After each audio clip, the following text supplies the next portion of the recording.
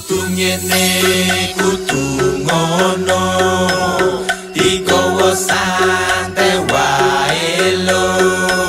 Aku ngene kowe ngono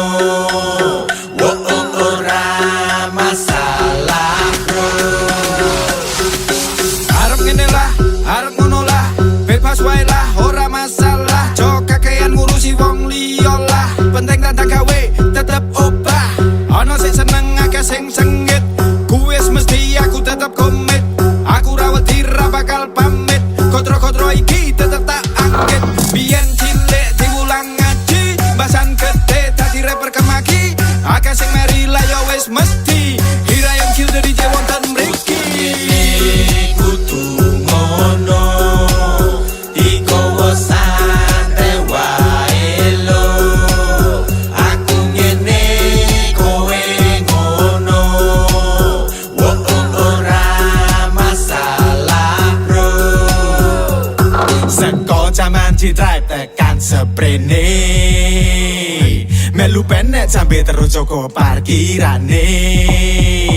Kanca-kancaku donge dan aku santai wae, ora doyan rokok, ora doyan ngombe. Raneko-neko resepe mung kulino, rasa bentoyong lakoni sambil makaryo. Opo anane we nganti ngelus dadane, payu ra tau gagas. Nganti seprene tetap tancap gas. Dengar bunyi bebingiring lirikku kan semakin ganas. Kilo aku iya ke atas. Ngene kudu ngono digawa santai wae lo.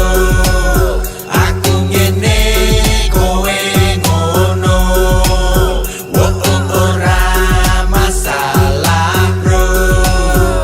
Dilari kita di anak rocker, cari papa hip hop musik keblinger. Nanging atiku ora tau keder, beku nge-rap sampe soyo banter.